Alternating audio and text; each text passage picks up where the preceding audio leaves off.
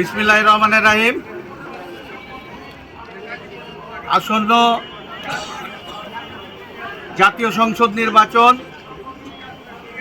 2026 12ই ফেব্রুয়ারি উপলক্ষে আমরা ধানের শীষের প্রতীকের পক্ষে আজকে আমরা আপনাদের মুখোমুখি হয়েছি। আজকে আপনাদেরকে ছোট্ট করে আমি বলতে চাই, সেটি হলো যে বহুদিন পর একটা স্বৈরাচারের পতনের পর বাংলাদেশে একটা সুষ্ঠু নির্বাচন হতে যাচ্ছে। এই নির্বাচনে আমরা দেশবাসীর কাছে আমরা প্রত্যাশা করছি, দেশের মানুষের কাছে আমরা দাবি করছি, আপনারা ধানের শীষে ভোট দিবেন, ধানের শীষকে বিজয়ী করবেন এবং বিএনপি যাতে সরকার গঠন করতে পারে, সেই সরকার গঠন করার ক্ষেত্রে সারা দেশে ব্যাপক সিট নিয়ে যেন বিএনপি নির্বাচিত হয়, বিএনপির এমপি প্রার্থী যারা রয়েছে তারা যেন নির্বাচিত হয়। ভাইরা আমার, আপনারা জানেন যে আমাদের বিএনপির চেয়ারম্যান জনাব তারেক রহমান বারবার একটা কথা বলছেন যে বিএনপি যদি ক্ষমতায় আসে আমরা কৃষকদের জন্য কৃষি কার্ড করে দেব, তারপরে পরিবারের যে প্রধান থাকবেন ফ্যামিলি কার্ড দিবেন, একটা করে ফ্যামিলি কার্ড দিবেন সবার জন্যে। সেই ফ্যামিলি কার্ডে একটা সম্মানজনক একটা অর্থ পাবে, অথবা সেই অর্থ অনুযায়ী মানে নিত্য প্রয়োজনীয় সামগ্রী পাবে। তো আর যুবকদের জন্য কর্মসংস্থানের ব্যবস্থা হবে।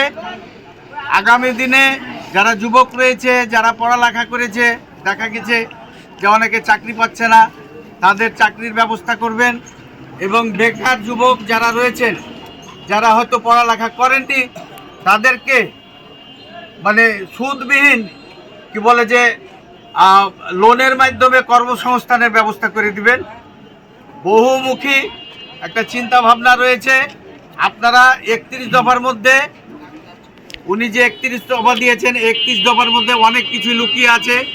ইতিপূর্বে আমরা এগুলো ব্যাপকভাবে মানুষের কাছে উপস্থাপন করেছি এবং আপনারা ওইটাই যদি ঠিক মতন কালচার করেন তাহলে ওইটার মধ্যে অনেক কিছু আপনারা খুঁজে পাবেন।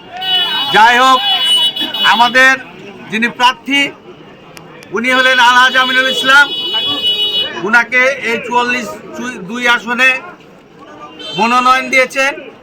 আমরা ধানের শীষে ভোট দিয়ে উনাকে আমরা এখানে বিজয়ী করবো ইনশাল্লাহ।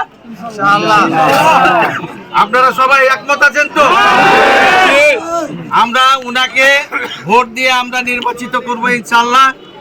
অতএব আমরা আমাদের যারা নেতাকর্মী রয়েছে তাদের প্রতি আমার অনুরোধ, আপনারা আগে নিজের বাড়িগুলো ঠিক করবেন, নিজের পরিবারগুলো ঠিক করবেন এবং পাড়া প্রতিবেশী যারা আছে আপনারা ঠিক করবেন।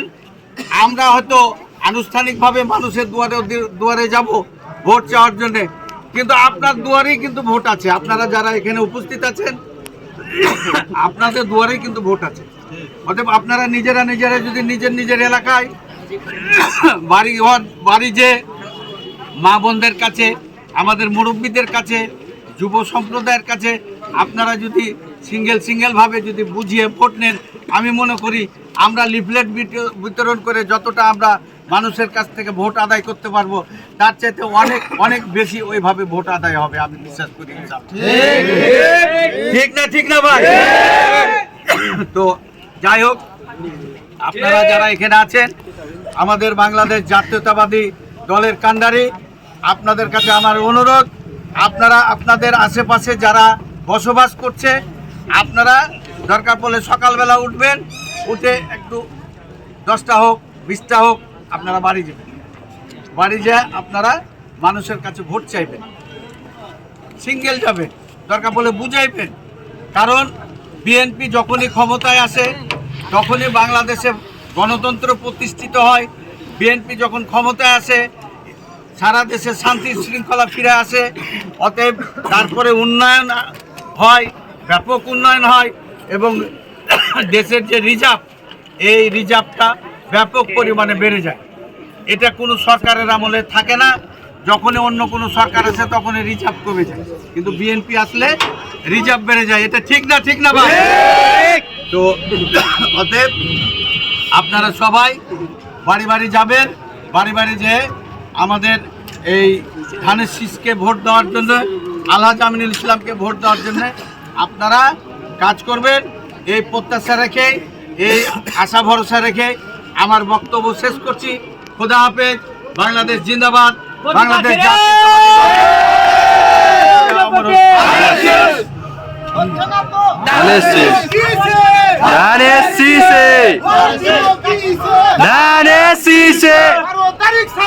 ধানের শীষে ভোট দিন, ধানের শীষে ভোট চাই, ধানের শীষে ভোট চাই, ধানের শীষে, ধানের শীষে, ধানের শীষের পক্ষে হোক, ধানের শীষের পক্ষে হোক, ধানের শীষে, ধানের শীষে। এখন আমরা এই বাজারে আপনাদের সবাইকে নিয়ে, আরো লোকজন আছে, সবাইকে নিয়ে আমরা লিফলেট বিতরণ করব। আমি সবাইকে এই লিফলেট বিতরণ যে আয়োজন, এখানে সবাইকে উপস্থিত থাকার জন্য আমি অনুরোধ করছি। সবাইকে ধন্যবাদ। আসসালামু আলাইকুম।